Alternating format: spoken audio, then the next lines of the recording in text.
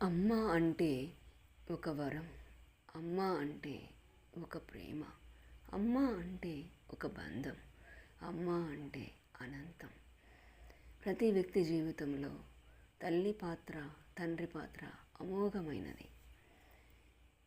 తల్లి అనుక్షణం బిడ్డడి యొక్క ఆరోగ్య ఆయుష్ గురించి ఆలోచించి తన జీవితాన్ని పణంగా పెట్టి సర్వస్వము తనకి బిడ్డకి అర్పించి తల్లి తన జీవన పయనాన్ని కొనసాగిస్తూ ఉంటుంది.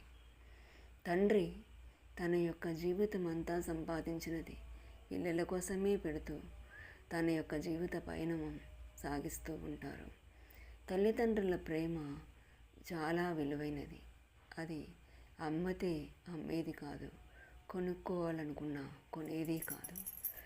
దానికి అమ్మడం కొనడం అనేది ఉండదు. తల్లిదండ్రుల ప్రేమని గెలవడం అనేది బిడ్డల యొక్క ప్రథమ కర్తవ్యం.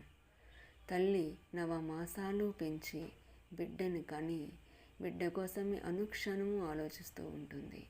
తను నవమాసాలు కడుపులో పెంచినప్పుడు కూడా తనకన్నా కూడా తన బిడ్డ ఆరోగ్యంగా ఉండాలని తను ఎక్కువగా ఆ సమయంలో తిండి తీసుకుంటూ ఉంటుంది. మంచి మంచి పోషకాహారం బిడ్డ కోసమే తీసుకుంటూ ఉంటుంది. మరి బిడ్డ భూమిపైన పడిన తర్వాత తన బిడ్డకి పాలు బాగా అందాలని ఆమె మంచి ఆహారాన్ని తీసుకుంటూ ఉంటుంది.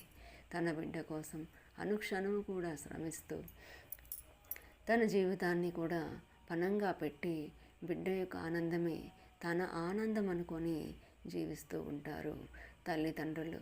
మరి అటువంటి తల్లిదండ్రులను బాధపెట్టడం ఏ బిడ్డలకి కూడా సబబు మాత్రం కాదు. చిన్నప్పుడు నీవు ఒక్క క్షణం కనిపించకపోతే అల్లాడిపోతారు నీ తల్లిదండ్రులు. కానీ నీవు ఎదిగి పెరిగి పెద్దయిన తర్వాత మంచి ఉద్యోగం సంపాదించి దూర ప్రదేశాలకు వెళ్ళి నీ భార్యతో నీ పిల్లలతో నీవు సంతోషంగా ఉంటే అది ఎంతవరకు సమంజసం? నీ తల్లిదండ్రులను దూరంగా పెట్టి నువ్వు ఉండే జీవితం అనేది నీకు ఎంతవరకు సమంజసం? అది ఒక్కసారి ఆలోచించండి మిత్రులారా. ఎంతోమంది ఈ రోజుల్లో పిల్లలు తల్లిదండ్రుల యొక్క సౌకర్యాలను పట్టించుకోకుండా వాళ్ళకి సరైన అండగా లేకుండా వాళ్ళ యొక్క స్వార్థం కోసం వాళ్ళ యొక్క డబ్బు సంపాదించే నేపథ్యం కోసం ఇతర ప్రదేశాలకు వెళ్ళి తల్లిదండ్రులు దూరంగా పెడుతున్నారు. కానీ ఏ సమయంలో తల్లిదండ్రులకు పిల్లల అవసరమో ఆ సమయంలోనే తల్లిదండ్రుల్ని పిల్లలు దూరం చేసుకుంటున్నారు. కానీ అది తల్లిదండ్రులకి ఎంత బాధాకరం. ఒక్కసారి ఆలోచించండి మిత్రులారా. మీరు చిన్నప్పుడు ఉండేటప్పుడు నీవు అడుగు భూమి మీద పెట్టినప్పటి నుంచి నీ తల్లిదండ్రులు నిన్ను పడిపోనివ్వకుండా క్షణం కాపాడుతూ ఉంటారు. ప్రతి విషయంలో నువ్వు స్కూల్కి వెళ్ళినప్పుడు, నువ్వు స్నేహితులతో కలిసినప్పుడు, నీవు కాలేజీలో చదువుతున్నప్పుడు నీ జీవితం బాగుండాలని అనుక్షణము తపన పడుతూ ఉంటారు. మరి అటువంటి వాళ్ళని నీవు రెక్కలు వచ్చిన తర్వాత వదిలివేయటం అనేది ఎంతవరకు సమంజసం? అది ఆలోచించండి. తల్లిదండ్రులు బిడ్డల్ని కంటారు, కానీ బిడ్డలు మాత్రం తల్లిదండ్రుల్ని ఎందుకు పట్టించుకోరో నాకు అర్థమైతే కావటం లేదు. ఈ సమాజంలో చాలామంది అలాగనే ఉన్నారు.